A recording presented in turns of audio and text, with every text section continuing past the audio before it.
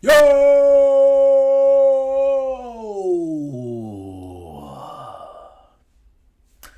It's good, y'all. It's Project Man. Tell you what, back again, back at it with another video. This is going to be us doing a little something different here. So as you can see, got my mini screen up. Know what I'm saying? I might need to actually go like this, like, put it down here. Let's kind of move this up. Yeah.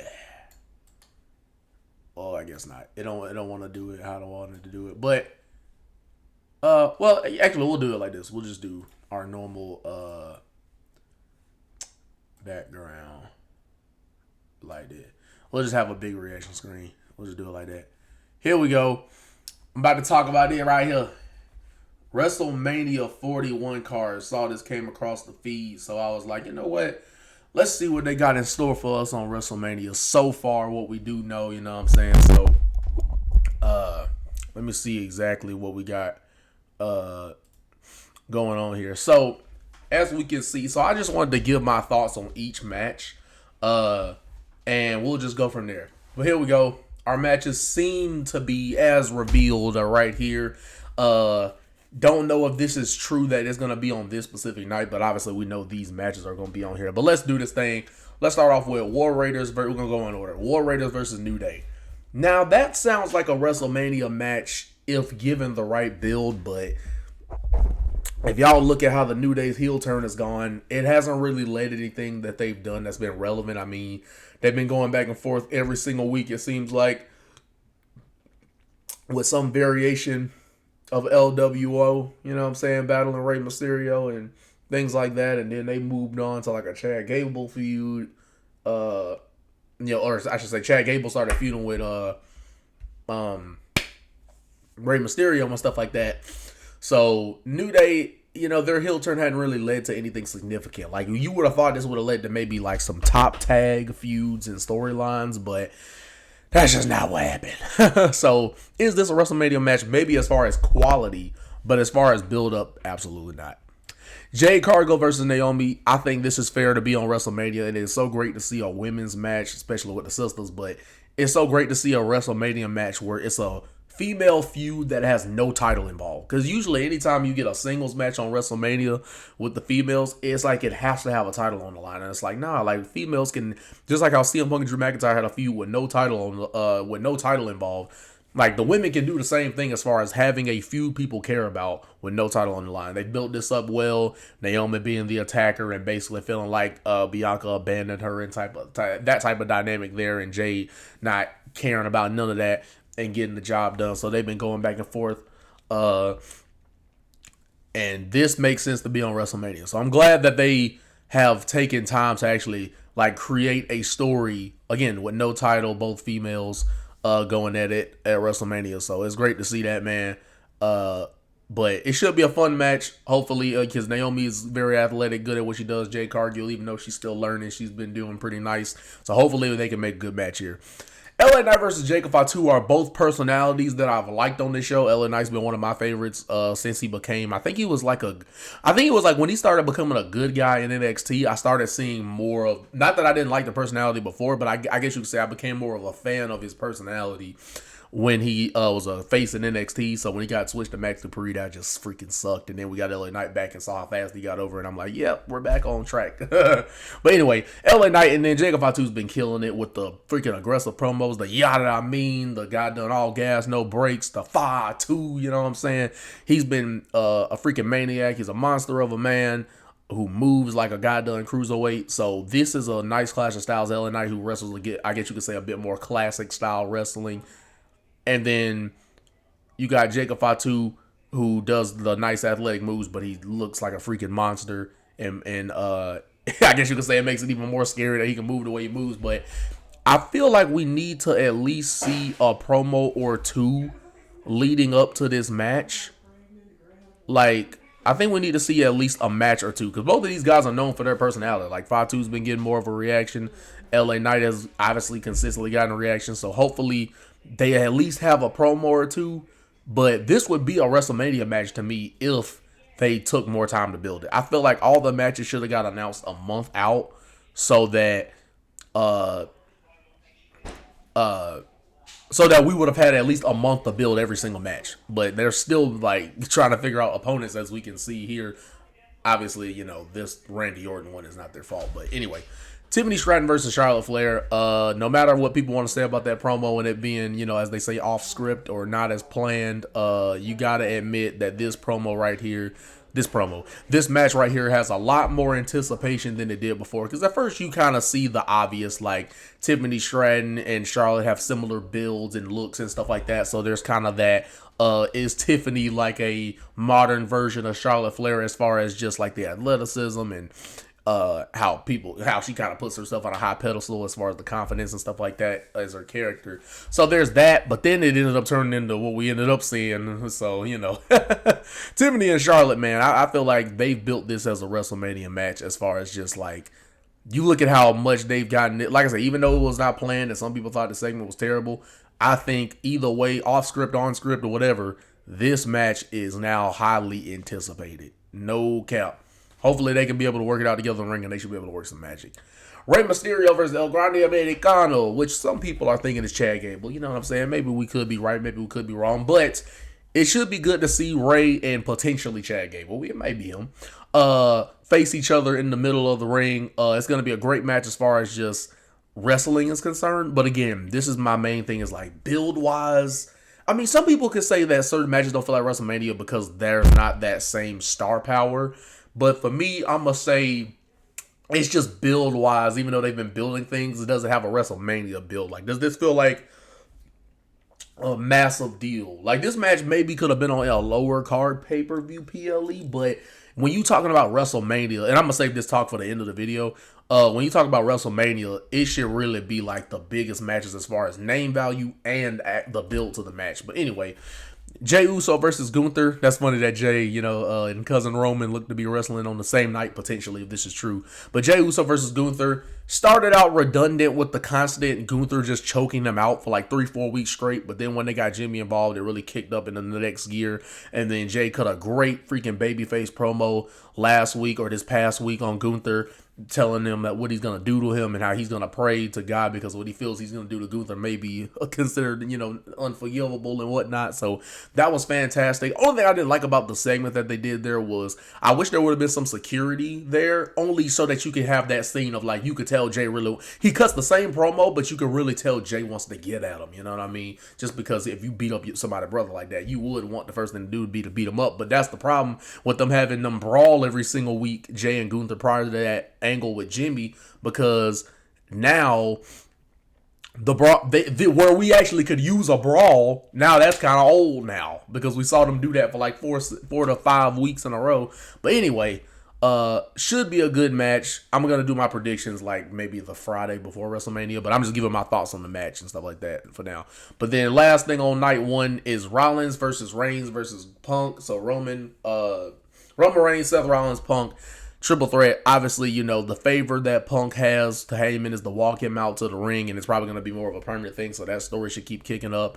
So there's the tie-in with Roman and Punk, and then the tie-in with Rollins and Reigns is obviously they're just long history, and how Rollins essentially feels responsible for creating the tribal chief and giving him that run with the, betrayal and stuff. And then Rollins and Punk, we know their hatred and how Rollins doesn't like the fact that, Punk can come back and be the hero when he bashed the place and stuff like that. So all have a story that they've intertwined together here. This should be a fun match, and this definitely has WrestleMania building. For anybody who don't think this should have been the main event, you are wildin', gang. This, to put it in nicest terms, you're wildin'. Like, to pretend these aren't the biggest stars in the industry.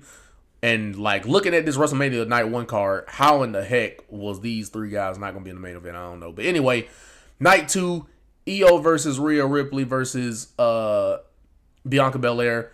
Not really that great of build to me as far as Bianca has been getting booed even though she's right in all of this. She's been getting booed because they just like Rhea so much. I think that's what's happening. They like Rhea Ripley so much that they're booing that they're booing her for essentially being right. But because Rhea Ripley is so over, they don't want to, even though she's like Bianca's low-key telling the truth, they don't want to go to show you how that favoritism can rule out logic. But this should be a fun match out of the way. But yeah, build wise, we could have done a little better. I feel like, and this is my last thing I'm gonna say on this, I feel like Io Sky wasn't really needed in this match, mainly because Rhea versus Bianca is a great match as far as, think about it. Like, they got called up on the main roster. Like, they both got called up on the main roster, I think, early 2020. I think Bianca was 2020. Rhea might have been either 2020 or 2021.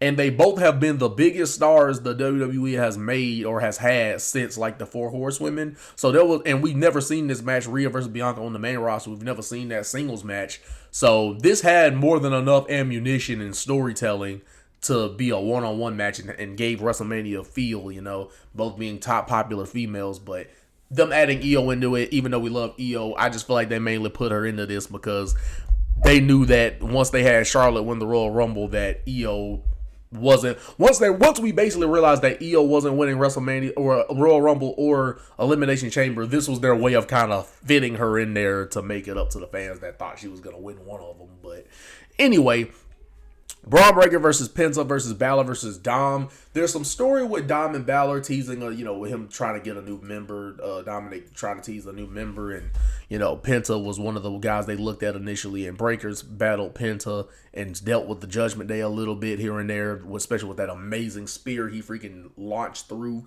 Carlito with, which has been getting crazy views. I think we're almost at like 40K views when I reposted that, so shout out to y'all, shout out running the subscriptions and everything. But should be a nice car crash match, but build-wise, WrestleMania, I just feel like build-wise, this is not giving WrestleMania. But some of these are like quality-wise, sure, WrestleMania worthy, but as far as like the build and name value, I don't know if there's enough of it for me to justify this being on WrestleMania. But now we move on to Damian Priest versus Drew McIntyre. They have a lot of story. I'm just not that interested in Damian Priest in like this top spot. Like, knowing that Drew just came off of an amazing feud with CM Punk, you would have thought to follow that up, he would have feuded with like a Roman Reigns. Like, that would be like leveling up or keeping that momentum. But then you get to Damian Priest, and they have, of course, Drew constantly getting beat by Damian because, of McIntyre's, problems he made with other people. Damian constantly got to capitalize on that when it came to the world title. So they have a lot of story, and he's costed him the Rumble, costed him the Elimination Chamber, costed him the world title win Damian retained his world title in Scotland when they had that Clash at the Castle match last year. And then obviously he cashed in on Drew with the Money in the Bank briefcase to win the world title, and that's what led to Drew only having a, less than 6-minute title reign. But so there's story here. I just don't know if Damian Priest has enough like favoritism amongst the fans. I don't know if he's enough of a fan favorite, like as far as his reactions when he comes out there for the live crowd. I just don't think there's enough of that to really put him in there with Drew. So name value wise is where I'm seeing the disconnect, but they do have a story, and it's been getting more interesting. So I will give them credit. It's been more interesting, and they got a segment tonight, so hopefully that goes well. But Randy Orton versus what was going to be Kevin Owens, now it's going to be determined. We don't know who it's going to be. I don't know if some people are saying maybe Nick Aldis, but I feel like they would have had to establish a little more of that hatred between Randy and Nick Aldis for us to get that match. So sucks that Kevin Owens out with a neck injury, but hopefully they can find a good opponent for Randy Orton. And on this very short notice, this like 9-day notice or 8-day notice, I think, hopefully they can find something good for Randy Orton before WrestleMania. AJ Styles versus Logan Paul. The problem is these guys are both not bad on the microphone, like, solid to Logan decent, and AJ is pretty solid on the mic, but they haven't had a real story. Like, remember, this story basically started with Logan was about to hit some comedian with a wrestling move, and AJ just came to save him. Like, they don't really have they don't have a story. There's no reason why these guys should be fighting each other. But again, quality-wise, this should be a good match. Logan Paul's a hell of an athlete, and AJ Styles is one of the greatest, wrestlers of all time in the ring. So this should be a good match because of both of their athleticism and AJ being one of the best. So match-wise, this should kill it and be a WrestleMania match. But there should have been more of a solid story of why these guys are facing each other, But anyway, Liv and Raquel versus whoever wins the gauntlet. Don't know who that's going to be. Maybe it's going to be Bailey and Lyra because why would you not put Bayley on WrestleMania? You know what I'm saying? So it's probably going to be Bayley and Lyra, and they've been building Lyra up a little bit. So they're probably going to face them as my prediction. But Liv definitely should be on WrestleMania for the great work she did as a heel, the best work of her career. And Liv was always one of those girls that I always saw potential in and would see get better over and over the years, you know, from 2022 to like 2023, 2024. Like, she just had, to me, consistent improvement. So she, for what she did with that world title, definitely deserves to be on WrestleMania. Like, no doubt. Was the best, one of the best females of the year, pretty much, or at least some even the female of the female superstar of the year last year. So she no doubt deserved that. But yeah, of course we get to my childhood GOAT, my number 3 GOAT of all time, only under Stone Cold and The Rock. John Cena will be facing the WWE champion Cody Rhodes. So Cody Rhodes versus John Cena. Nice build to this match. Obviously it has the name value, you know, past versus present, you know what I'm saying? John Cena being the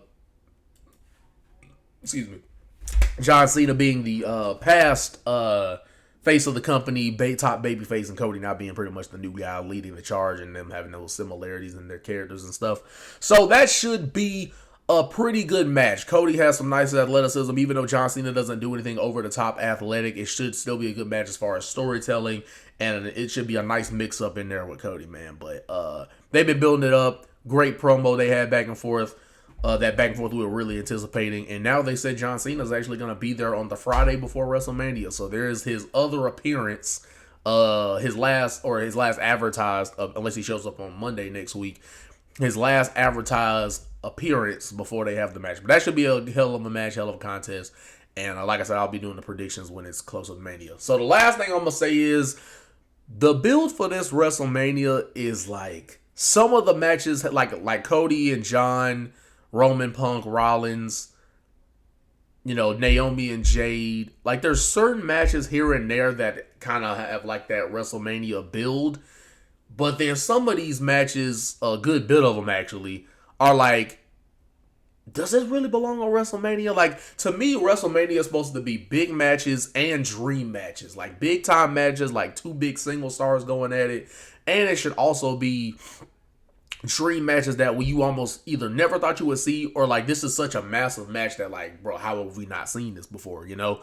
Like, I was thinking we would get those type of matches on WrestleMania, but some of these matches you're like, maybe like Jacob Fatu LA Knight. That could have felt like a WrestleMania match if LA Knight was built, or I should say, if Jacob Fatu and LA Knight had been building this matchup for at least like 3 weeks before this. Then that's my thing. I'm one of those people that's gonna feel like, I feel like that Triple H should have announced every WrestleMania match a month out before Mania, so that you have a month to build up all of your story, like, you know, all the stories, all the matches going into WrestleMania. So you have this last month to build all of these matches. But with some of these matches that we don't know what we're getting, or we just recently found out that are official, have only been building for like 2 weeks or whatever. You know what I'm saying? Like, we haven't even done a build to Jacob and LA Knight.